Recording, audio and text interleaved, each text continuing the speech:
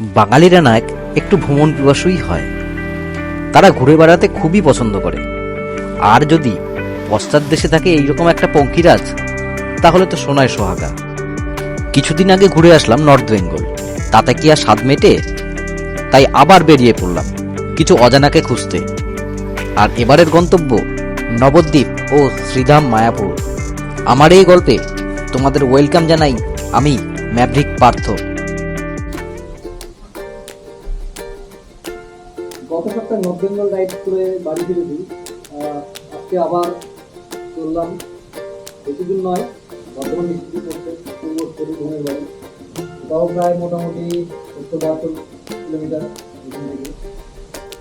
Riding এমন একটা জিনিস, একটু ভুল করার কোনো স্কোপ নেই, কারণ একটু ভুল মানে মারাত্মক বড় অ্যাক্সিডেন্ট ঘটে যেতে পারে। চলো লাগেজ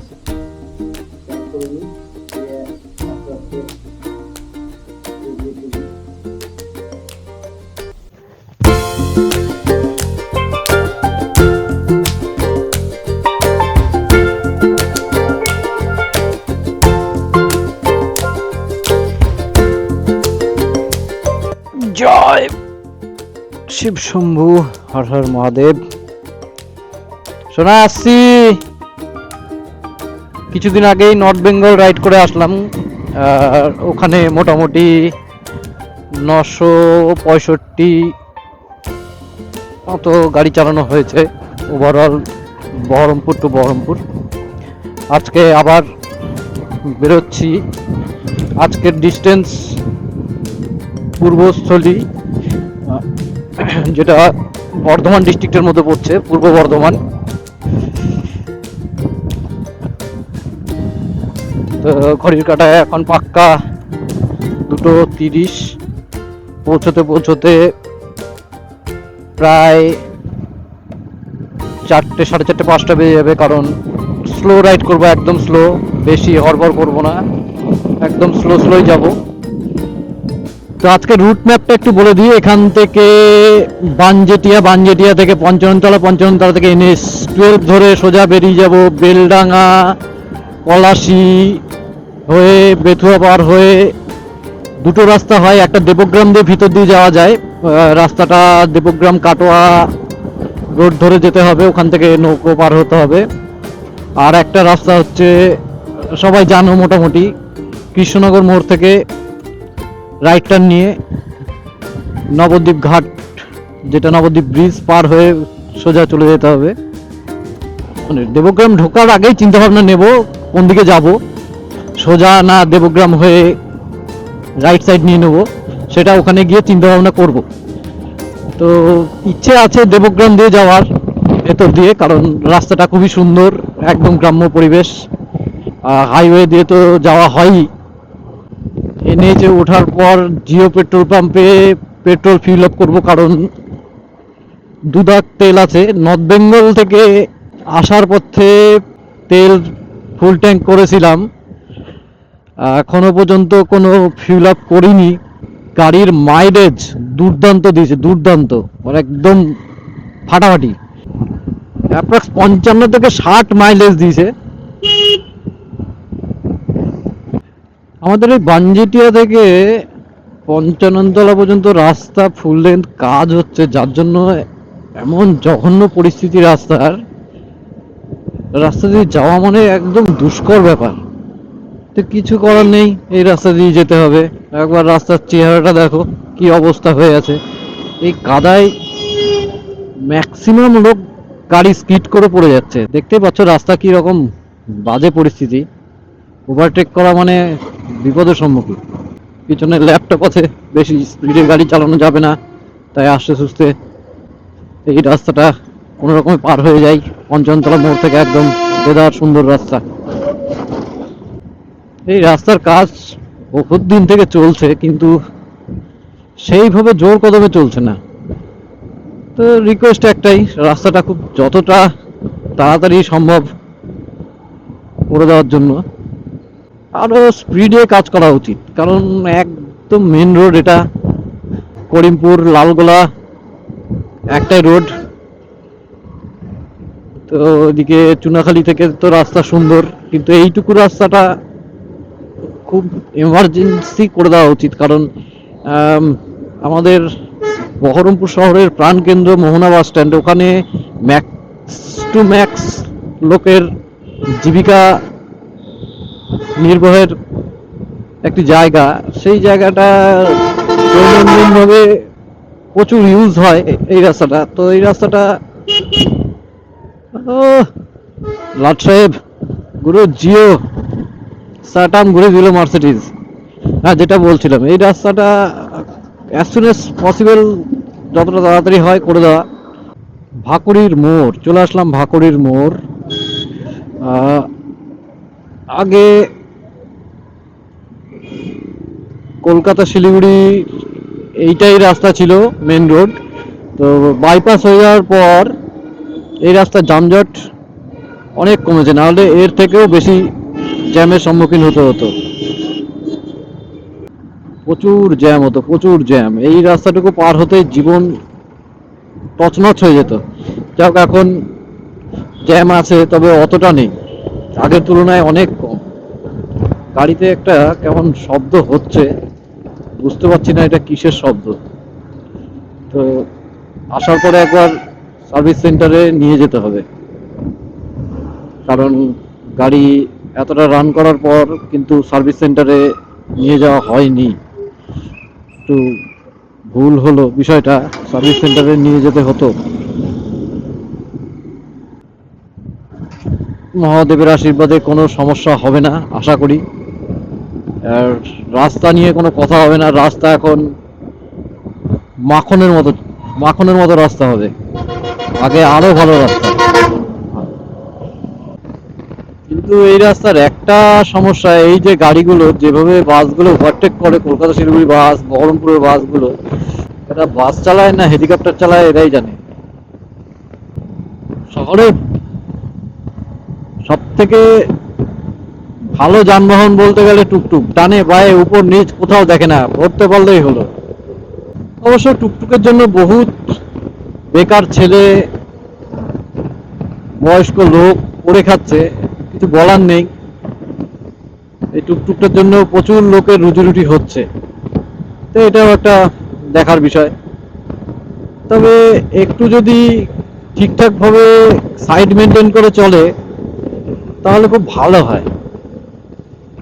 চলো, আমরা এখন বাইপাসে উঠতে চলেছি। ওই যে উপর দিয়ে বহরমপুর বাইপাস বেরিয়ে যাচ্ছে, আমরা সামনে গিয়ে কানেক্ট করব বাইপাসকে। আগে এই রাস্তা দিয়েই সমস্ত গাড়ি ঘোড়া যেত, বড় বড় গাড়ি, কোনো ব্যাপার না, চলে এসেছি বাইপাস। আর এইটুকু একটু ধীরে সুস্থে যাওয়াই ভালো। চলো কাকা, বাঁ দিক দিয়ে বেরিয়ে চলো।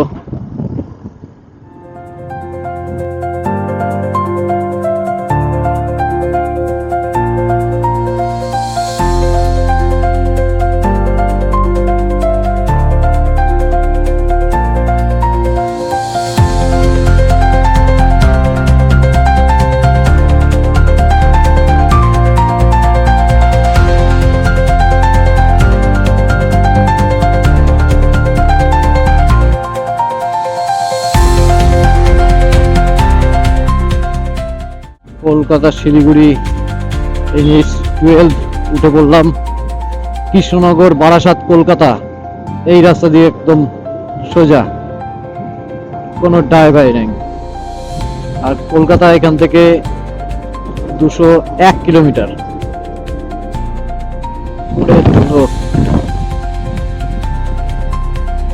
এগুলোতে পুরো অন্ধকার। জিও পেট্রোল পাম্প খেয়াল করিনি, বেরিয়ে চলে যাচ্ছিলাম, কিছুটা এগিয়ে এসেছি, আবার ব্যাক করতে হবে, তেলটা ভরিয়ে নিতে হবে। জিওর একটু ফেসিলিটি পাওয়া যায় ভালোই অন্যান্য পাম্পের থেকে, আর তেলটাও বেশ স্মুথ, ওই জন্য জিও থেকে ফুল ট্যাঙ্ক ভরিয়ে নিতে হবে।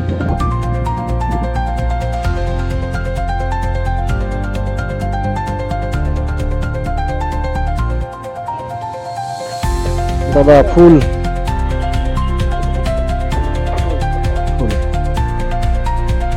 না না থাক।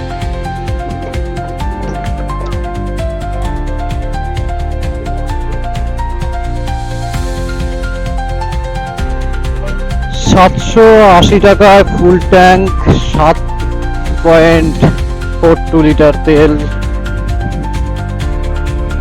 ঢোকালাম। তেল ছিলই তো 7 লিটার যদি ঢোকে তাহলে মোটামুটি 5 লিটার মতো তেল ছিল। চলো ফিল আপ হয়ে গেল, এখন আমরা এগোতে থাকি। টাইম 3:05, মোটামুটি 5টা 5:30 বেজে যাবে যদি এইভাবে যাই। ওই না, এইভাবেই যাবো, অত পরপর তাড়াহুড়ো কিচ্ছু নেই।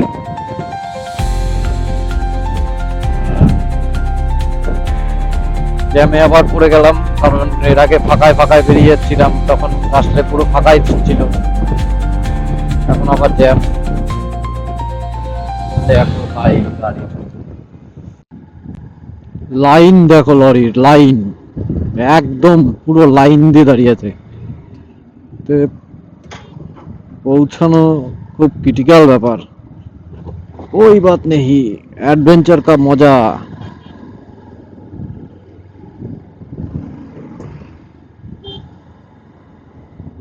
ডান দিক বাঁ দিক দুটোই একদিক হয়ে গেছে, কারণ একটাই লাইন।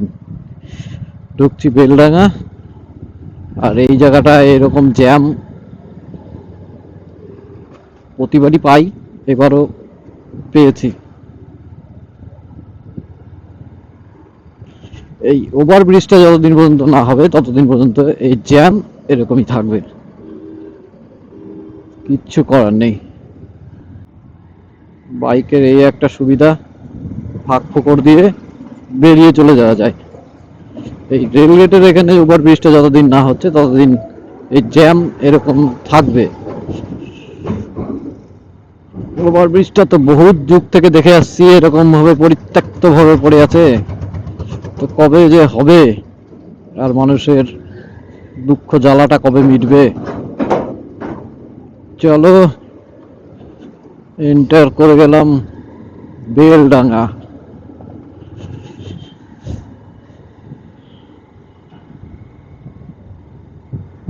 এখান থেকে কিছুটা এরকম মোটামুটি 1 কিলোমিটার মতো এরকম জ্যাম হবে, 1 কিলোমিটার হবে না, হাফ কিলোমিটার পর্যন্ত।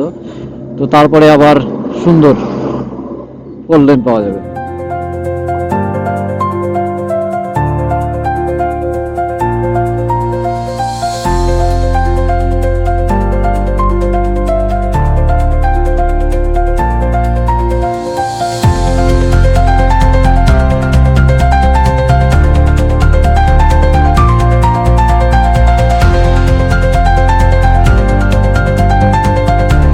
বেলডাঙ্গায় ঢুকে আবার জ্যামে পড়ে গেলাম। এটা প্রপার বেলডাঙ্গা, আর এখানকার অবস্থা এরকম, বিশাল লাইন। যাও কষ্ট মষ্ট একটু এগিয়ে এসছি, টুকটুক করে এগিয়ে চলছি। ওরে বাবারে, এত বড় এটা কি রে!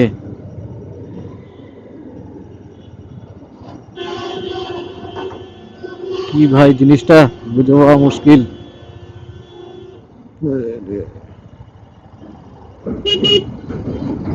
কেউ নেই, গাড়ি একটা রাস্তার মধ্যখানে দিয়ে চলে গেছে। যা ভাই তুই বেরা, এত বড় জিনিস, বাপরে বাপ, কত বড় সিস্টেম নিয়ে চলে যাচ্ছে। বেলডাঙ্গা গামছার জন্য খুবই বিখ্যাত। চারিদিকে দেখলে দেখতে পাবে যে গামছা কিন্তু ঝুলছে। এইভাবে গেলে 5টাতেও পৌঁছাতে পারবো কিনা গ্যারান্টি নেই, তবে আর জাম হয়তো কোথাও আশা করছি না। এই রাস্তায় বহুত দিন যাওয়া নেই, তো বলতেও পারছি না কেমন কি রাস্তা। সামনে গিয়ে দেখছি রাস্তা কেমন, হয়তো আর জ্যাম হবে না। চলো এবার একটু বাইক ছোটাই। এই যে এই সেই জায়গা, এখানে তৈরি হচ্ছে বাবরি মসজিদ, যেটা নিয়ে খুব জল্পনা স্বল্পনা চলছে। এই হচ্ছে সেই জায়গা, দেখো জায়গাটা বেশ জমজমাট হয়ে গেছে, একদম মেলা মেলা ব্যাপার হয়ে গেছে। এক সাইড গার্ডরেল দিয়ে পুরো ঘিরে দিয়েছে, কত ইট এখানে পালা দেওয়া হয়েছে, প্রচুর লোক এখানে, আর প্রচুর দোকানপাটও এখানে তৈরি হচ্ছে। ভয়েস পাবলিক স্কুলের পাশেই তৈরি হচ্ছে বাবরি মসজিদ, যেটা নিয়ে বেশ জল্পনা স্বল্পনা চলছে। এই যে এখানে বিক্রি হচ্ছে ইট, এই যে রাস্তার ধারে সব ইট পালা দেওয়া, এইখান থেকে ইট কিনে নিয়ে গিয়ে বাবরি মসজিদের নামে সব দান করছে। তো গত সপ্তাহে যখন আমরা নর্থ বেঙ্গল গেছিলাম, মিরিকে একটা দোকান থেকে কিছু কেনাকাটা করার জন্য দাঁড়িয়েছিলাম। তো সেই দোকানের যে ওনার, তাকে যখন বললাম বাড়ি মুর্শিদাবাদ, तो बोलते हाँ मुर्शिदाबाद वहाँ पर बाबरी मस्जिद बन रहा है। बोला हाँ हाँ अंकल हाँ, मुर्शिदाबाद में बाबरी मस्जिद बन रहा है। একবার নিমন্ত্রণ করে আসা উচিত ছিল, একবার আসুন, এসে দেখে যান বাবরি মসজিদ। পলাশী ঢোকার ঠিক 1-1.5 কিলোমিটার আগে রাস্তায় কাজ হচ্ছে, তাই সিঙ্গেল লেনে আবার ঢুকে গেলাম ডবল লেন ছেড়ে। এই যে দেখতে পাচ্ছ রাস্তায় পেপার মেশিন চলছে, তার মানে রাস্তায় কাজ চলছে। এই যে হ্যাঁ, রাস্তায় পট্টি মারা কাজ চলছে, জায়গায় জায়গায় পট্টি মারছে, এই কাজ চলছে। এই জন্য আমরা ডান দিকের রাস্তা ধরে নিলাম সিঙ্গেল লেনে, এন্টার করতে চলেছি পলাশীতে।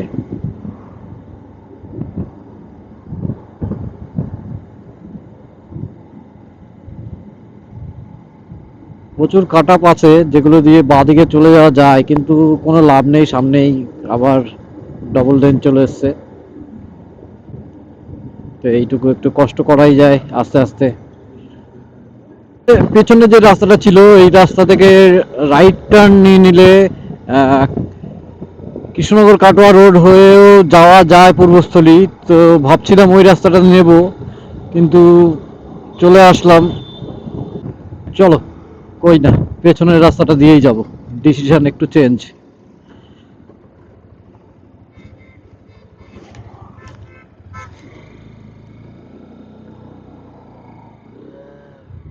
এটা দিয়ে তো যাই, তবে এই রাস্তাটা একবার নতুন করে ট্রাই করি।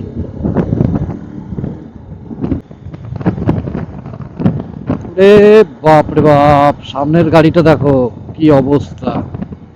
হ্যাঁ, পিছনে আর প্লাস, হ্যাঁ R plus B, B X, D plus B, দে বোয়া। গাড়িটাকে তো টেনে নিয়ে যেতে হচ্ছে বাবা।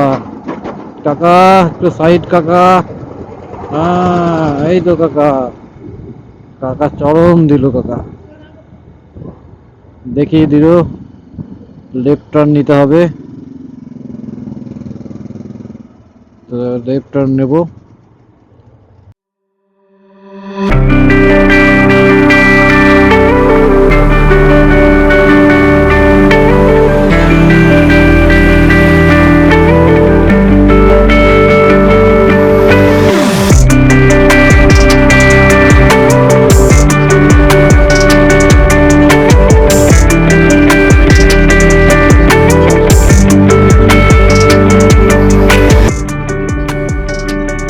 কাটোয়া রোড ধরে সোজা 10-12 কিলোমিটার গিয়ে কাটোয়া ঘাট পড়বে। সে কাটোয়া ঘাট থেকে আমাদেরকে নৌকা পার হয়ে যেতে হবে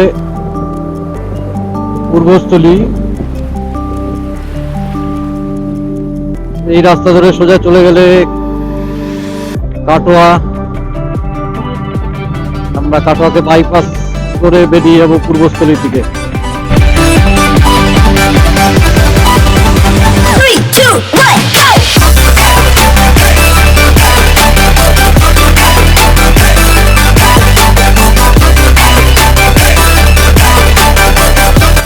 প্রথমে ভাবছিলাম ভেতরে লাইনারটা পরে আসবো না, তাও কি মনে হলো না বিকেল হয়ে যাচ্ছে, লাইনারটা পরে নেওয়াটা বেটার। ওই জন্য লাইনারটা পরে এসেছি, ওই জন্য ঠান্ডাটা একটু কম লাগছে, না তাহলে বেশ ভালোই ঠান্ডা লাগতো। এদিকটায় বেশ ঠান্ডা ঠান্ডা ওয়েদার আছে।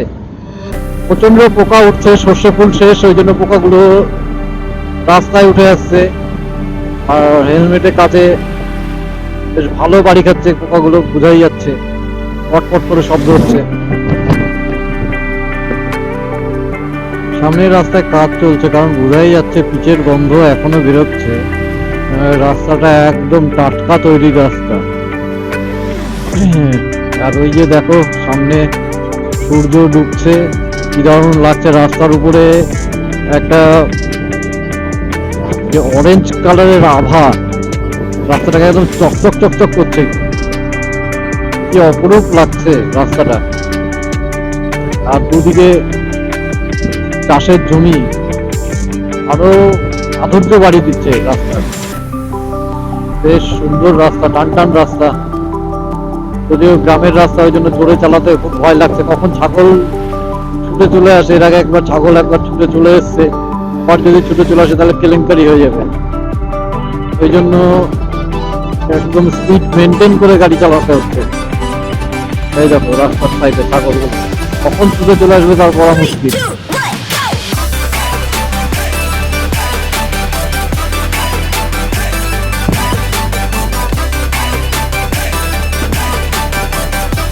বাড়ি থেকে এখনো অব্দি 72 কিলোমিটার রাস্তা ড্রাইভ করা হয়েছে।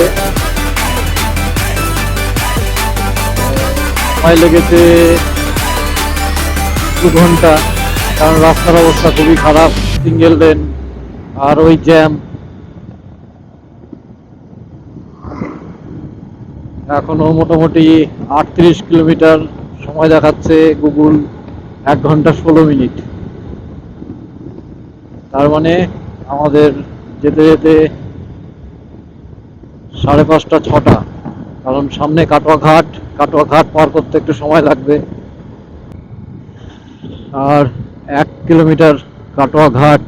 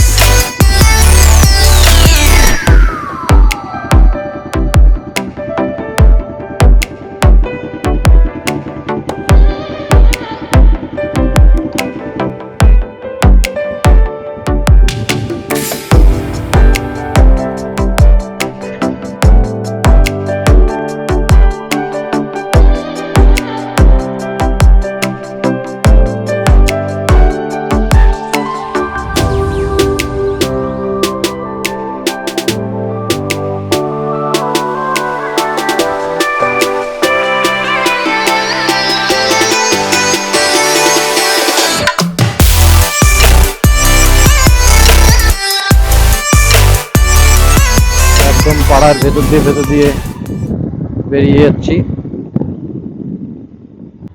এখান থেকে রাস্তা পূর্বস্থলীর 35 কিলোমিটার, আর সময় বলছে 56 মিনিট। একদম বাজারের অলিগলির ভিতর দিয়ে বেরিয়ে যাচ্ছি। এখানকার লোক বলছে সোজা, গুগল বলছে ডানে বায়ে করে যাচ্ছে। এই জন্য গুগলের উপর ভরসা করা খুব চাপ গুগলের উপর ভরসা করা। যতই ম্যাপ দেখুন না কেন, তবুও একটু আশেপাশের মানুষজনকে জিজ্ঞেস করে নেওয়াটা বেটার। ঘড়ির কাঁটায় এখন পাক্কা 5টা 6। এখন আমি উঠে গেছি কালনা কাটোয়া রোডে, আর গুগল ম্যাপ বলছে 30 কিলোমিটার, সময় লাগবে 44 মিনিট। রাস্তা বেশ ভালো, অন্ধকার নেমে আসছে, বিকেল হয়ে গেছে, ওই জন্য ভিজিবিলিটি একটু কম। আর কাছে প্রচুর ধুলো নোংরা পড়েছে, যার জন্য আর একটু সমস্যা হচ্ছে। খুব বেশি স্পিডে যাব না, কারণ আর বেশিক্ষণের রাস্তা নয়, সেই জন্য একটু আস্তে আস্তে যাব। আর কিছু দূর অন্তর অন্তর স্পিড ব্রেকার, মানে বড় বড় বাম্পার আছে, ওই জন্য একটু কেয়ারফুলি যেতে হবে। আর এখন লাইটও জ্বালানো যাচ্ছে না, সেই জন্য একটু সাবধানে যাওয়াটা উচিত। এই রাস্তা ধরে নবদ্বীপ হয়ে কৃষ্ণনগর হয়ে কলকাতা চলে যাওয়া যাবে, কিন্তু কোনো মাইলস্টোন নেই, ওই জন্য বলতে পারছি না এখান থেকে কলকাতা বা কৃষ্ণনগর কতটা দূর। কিলোমিটার হিসেবে কাউন্টিং করলে আর 28 কিলোমিটার, কিন্তু ঘড়ির টাইম কেন এত সময় দেখাচ্ছে গুগল যে 28 কিলোমিটার যেতে 45 মিনিট টাইম লাগবে, সেটাই বুঝতে পারছি না। রাস্তা যদি কোথাও খারাপ থাকতো সেটাও একটা ব্যাপার ছিল, রাস্তা তো বেশ ওকে রাস্তা। জানি না গুগলের কি সমস্যা, মাথার না কি বিষয় বৃত্তান্ত, সামনে গেলে বুঝতে পারবো। ভাবছিলাম একটু চা খাবো, কিন্তু আর চা খাবো না, একদম পূর্বস্থলী ঢুকেই চাটা খাবো। এত বাম্পার, এত bumper. Katwa Kalna toll plaza পার করলাম, এটা হচ্ছে কাটোয়া কালনা টোল প্লাজা। আর আমাদের ডেস্টিনেশন বাকি থাকলো 17 কিলোমিটার, সময় দেখাচ্ছে আধা ঘন্টা। সন্ধ্যা প্রায় নেমে এসছে, রাস্তায় প্রচুর পোকা উঠছে, লাইটের ডেপথটা কম, সেই জন্য রাস্তা ঠিকঠাক ক্লিয়ার দেখা যাচ্ছে না। রাস্তা কিছু কিছু জায়গায় ভালো, আবার এমন কিছু কিছু জায়গায় এমন পরিস্থিতি যেখানে গাড়ি ব্যালেন্স করা একটু চাপের হয়ে যাচ্ছে। স্পিড মোটামুটি মেনটেন করেই চলছি, 60-70 মাঝামাঝি। চলো, আর 15 কিলোমিটার বাকি।